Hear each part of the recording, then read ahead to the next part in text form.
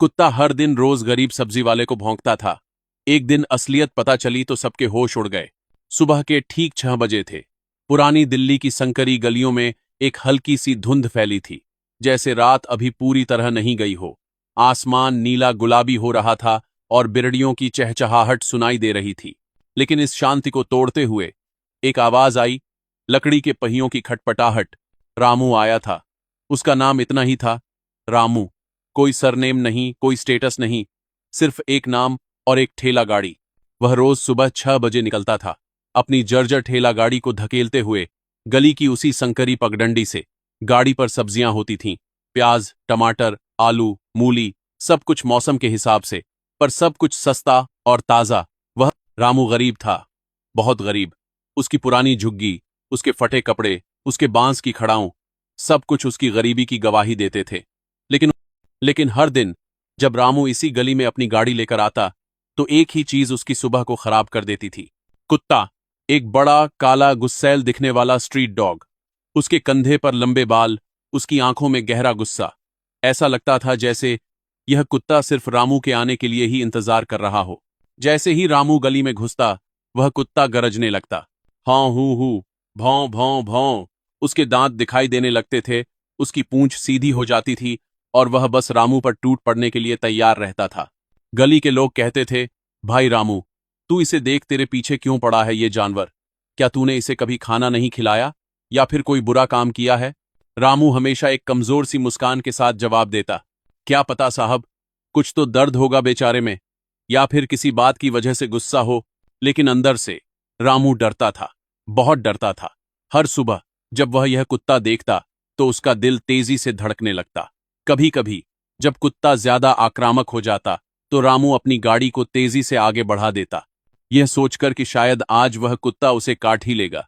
यह सिलसिला महीनों चलता रहा। हर दिन वही भौंकना, हर दिन वही डर, हर दिन वही अपमान जैसा एहसास। लेकिन रामू ने कभी शिकायत नहीं की, क्योंकि वह जानता था कि गरीब आदमी का दर्द सुनने के लिए कोई नहीं होता। लेकिन एक दिन सब कुछ बदल गया।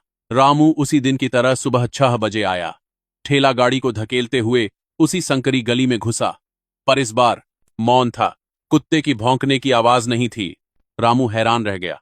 उसने चारों ओर देखा, गली खाली थी, उस काले कुत्ते के कहीं दिखाई नहीं दिए। एक अजीब सी बेचैनी हुई रामू को। यह पहली बार था जब यह कुत्ता उसकी गली में नहीं दिख रहा था, और अजीब बात यह थी कि इस खामोशी से रामू को खतरा नहीं बल्कि चिंता हुई। ये कुत्ता कहाँ चला गया? रामू ने अपनी गाड़ी गली के कोने में लगाई और इधर उधर देखने लगा, लेकिन कुत्ता कहीं नहीं था। फिर अचानक दूर से एक भयानक आवाज आई, अरे कोई है, मदद करो, ये कुत्ता मर जाएगा। रामू का दिल तेजी से धड़कने लगा। बिना किसी सोच विचार के वह दौड़ पड़ा। वह लम्हा जो सब कुछ बदल गया। जब रामू आया तो सामने की सड़क पर एक भयानक दृश्य था। वही काला कुत्ता, बुरी तरह घायल, जमीन पर पड़ा था। एक गाड़ी उससे टकराई थी। उसके शरीर से खून बह रहा था, उसके पैर टूटे दिख रहे थे और उसकी आंखें डर और पीड़ा से भरी थीं। गली के सब लोग दूर खड़े थे, दूर दूर से देख रहे थे। किसी ने हाथ आगे नहीं बढ़ाया, किसी ने कुत्ते को छूने की कोशिश नहीं की, क्योंकि यह तो एक भटकता हुआ कुत्ता था, किसी का पालतू नहीं। लेकिन रामू ने बिना किसी सोच विचार के अपने पैर की खड़ाऊं उतारी, अपनी धोती को पकड़ा और सीधे उस कुत्ते के पास चला गया। सब ठीक है बेटा, सब ठीक है। रामू ने धीरे से कुत्ते को छुआ। कुत्ता कराहने लगा, लेकिन रामू ने किसी हिचकिचाहट से काम नहीं लिया। उसने कुत्ते को सावधानी से अपनी बाहों में उठा लिया। खून उसके कपड़ों पर लग गया, मिट्टी उसके चेहरे पर लग गई, लेकिन रामू ने परवाह नहीं की। उसके लिए अभी एक ही मकसद था, इस जानवर की जान बचानी। और तभी कुछ हुआ जो रामू को हैरान कर गया। कुत्ते ने रामू की ओर देखा। पहली बार रामू को नहीं डर या गुस्से से नहीं देख रहा था, बल्कि पहचान के साथ, विश्वास के साथ देख रहा था। जैसे कुत्ता कहना चाहता हो, तू आ गया, मैं जानता था तू आएगा। रामू की आंखें भर आईं। कुछ समझ तो नहीं आया, लेकिन एक अलग ही बंधन महसूस हुआ। अरे रामू, क्या कर रहा है? यह तो खतरनाक कुत्ता है। गली की एक बूढ़ी औरत चिल्लाई, लेकिन रामू ने सुना ही नहीं। वह दौड़ते हुए कुत्ते को गोद में लिए पास की पशु चिकित्सालय की ओर भाग गया। चौथा भाग, डॉक्टर का हैरानी। पशु चिकित्सालय में पहुंचते ही रामू चिल्लाया, डॉक्टर साहब, जल्दी आइए, इसकी जान में खतरा है। डॉक्टर बाहर आए। उन्होंने रामू को देखा, एक गरीब आदमी, सब्जी बेचने वाला, जो एक घायल कुत्ते को अपनी गोद में लिए आया था, खून से सना हुआ। उन्हें विश्वास नहीं हुआ। तुम कौन हो? क्या तुम इस कुत्ते का मालिक हो? नहीं डॉक्टर साहब, पर वो जरूरत में है, कृपया इसे बचा लीजिए। डॉक्टर के चेहरे पर एक हैरानी आई। उन्होंने पूछा, सब्जी बेचकर अपना गुजारा करने वाला एक आदमी और एक आवारा कुत्ते को बचाने के लिए यहां दौड़ा आया? इलाज महंगा होगा। रामू ने अपनी जेब खाली कर दी। जितना हो सकता है यह ले लीजिए, बाकी मैं कर्ज लेकर भी दे दूंगा, पर कृपया इसे बचा दीजिए।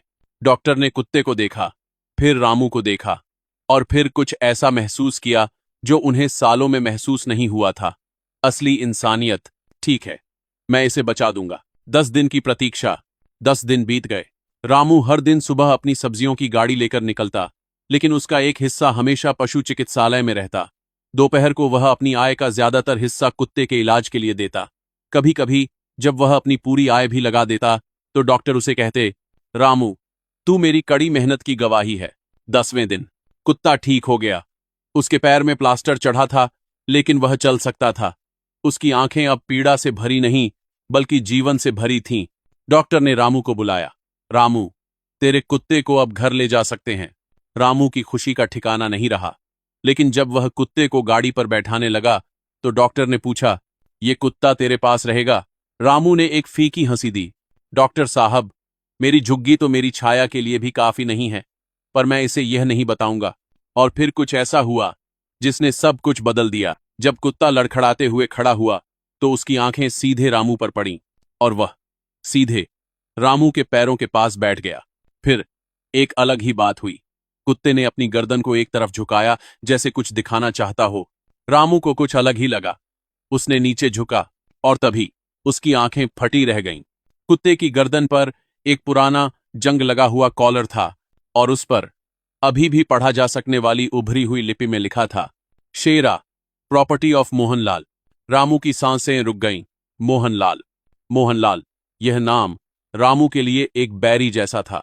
एक ऐसा नाम जिसके पीछे दर्द, अन्याय और अपनी जिंदगी की टूटन थी। सालों पहले जब रामू छोटा था तो उसके बाप राजेंद्र को मोहनलाल के घर नौकरी थी। एक अच्छी नौकरी जहां राजेंद्र पूरी मेहनत करता था। लेकिन एक दिन मोहनलाल के घर से कुछ पैसे गायब हो गए, और मोहनलाल ने बिना सबूत के ही राजेंद्र पर आरोप लगा दिया। राजेंद्र ने हजारों बार कहा कि वह निर्दोष है, लेकिन किसी ने नहीं सुना। मोहनलाल की दौलत और ताकत ने सब कुछ दबा दिया।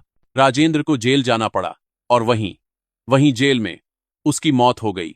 दुर्घटनावश या सजा के चलते रामू को कभी पता नहीं चला, लेकिन रामू को पता था कि यह सब मोहनलाल की वजह से हुआ। और अब उसी मोहनलाल का कुत्ता उसके पैरों के पास था। रामू का दिमाग चलने लगा। उसे याद आया, बचपन में एक दिन मोहनलाल के घर से एक छोटा काला पिल्ला भाग गया था। रामू और उसकी मां ने उस पिल्ले को खाना खिलाया था। वह पिल्ला रामू के आसपास घूमता था, रामू को प्यार करता था। लेकिन फिर एक दिन वह पिल्ला अचानक गायब हो गया। रामू की मां ने कहा था, शायद वह पिल्ला अपने घर वापस चला गया। और अब वही पिल्ला सालों बाद एक बड़ा कुत्ता बनकर रामू के पास लौट आया था। शेरा, मोहनलाल का खोया हुआ कुत्ता। रामू की आंखों से आंसू बहने लगे। 7वां भाग, समझ आना। अब सब कुछ समझ आ गया। शेरा रामू को भौंकता नहीं था, रामू को ढूंढता था। महीनों से, जब तक शेरा भटकता रहा था, उसे कुछ याद था। एक ऐसी बू, एक ऐसी आवाज, एक ऐसी गर्माहट जो उसके बचपन में थी। और जब वह रामू को देखता था तो उसे समझ आ जाता था कि यह वही लड़का है, यह वही हाथ है जो उसे बचपन में खाना खिलाता था, यह वही दिल है जो उसे प्यार करता था। लेकिन वह बता नहीं सकता था, क्योंकि जंजीरों ने शेरा को रामू से दूर रखा था, क्योंकि गरीबी ने रामू को शेरा के करीब नहीं आने दिया था, क्योंकि दुनिया के नियमों ने दोनों को अलग कर दिया था। तो शेरा ने क्या किया? वह भौंकता था, एक दर्द भरा भौंकना जो रामू को डराता नहीं था, बल्कि रामू को खोज रहा था। यह भौंकना कहना चाहता था, मैं तुम्हें खोज रहा हूं, मैं तुम्हें ढूंढ रहा हूं, मैं तुम्हारे पास आना चाहता हूं, लेकिन मैं नहीं आ सकता। तुम अगर मेरे पास आ जाओ तो मैं तुम्हें बता सकता हूं कि मैं वही हूं जिसे तुम जानते हो। और अब वह दिन आ गया था। वह घटना, वह दुर्घटना, वह खून, यह सब कुछ एक खेल था प्रकृति का। जो खो गया था वह वापस आ गया था। 8वां भाग, एक नई शुरुआत। गली में लोग हैरान रह गए। रामू, जो हर दिन उस कुत्ते से डरता था, अब उसे घर ले आया। उसे अपनी झुग्गी में रखा, उसे अपने खाने में से खिलाया और रात को शेरा को अपने पास सुलाया। गली के लोग कहते, ओए, ये वही कुत्ता है ना जो रोज भौंकता था और अब ये सब्जी वाला इसे अपने घर में रखता है। एक बूढ़ी औरत ने कहा, बेटा, ये कुत्ता तुझ पर भौंकता नहीं था, तुझे ढूंढता था। एक दूसरे आदमी ने गहरी समझ के साथ कहा, किस्मत देख, तूने महीनों तक इस जानवर से डरते डरते अपना पूरा परिवार खो दिया और अब तू समझ गया कि यह तेरा ही परिवार था। रामू की आंखें भर आईं। वह जमीन पर बैठ गया, शेरा को अपने गोद में लिया और धीरे से, प्यार से कहा, तू डरा कर नहीं, जगा कर आया था। अब कभी दूर मत जाना, अब हम एक साथ हैं। शेरा ने रामू के चेहरे को चाट लिया और जैसे कहना चाहता हो, मैं जानता था तू आएगा, मैं बस इसी दिन का इंतजार कर रहा था। कुछ महीने बाद गली की सड़क पर एक खूबसूरत दृश्य दिखाई देने लगा। एक गरीब आदमी अपनी ठेला गाड़ी धकेलते हुए और उसके बगल में एक काला कुत्ता, शेरा, जो अब सुस्त, मजबूत और खुश दिख रहा था। शेरा रामू के साथ हर जगह जाता।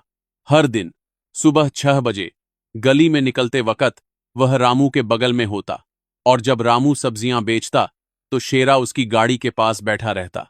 गली के बच्चे हंसते, अरे, सब्जी वाला का बॉडीगार्ड आ गया। रामू हमेशा एक असली मुस्कान के साथ जवाब देता, नहीं भाई, यह मेरा भाई है, मेरा खोया हुआ हिस्सा।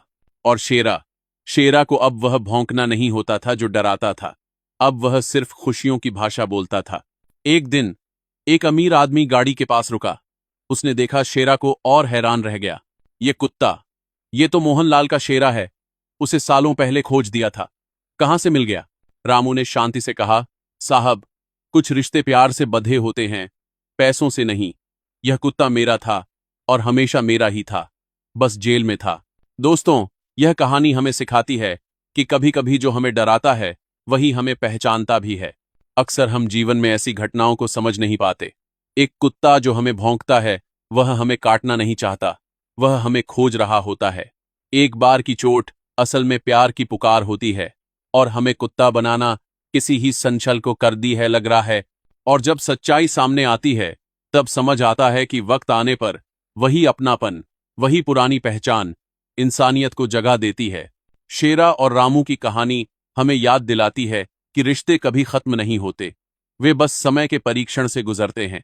अगर इस कहानी ने आपके दिल को छुआ है तो इस चैनल को सब्सक्राइब करें और कमेंट में लिखें, जो हमें डराता है वही हमें पहचानता है, क्योंकि सच्चाई चाहे कितनी भी देर से आए, आती जरूर है।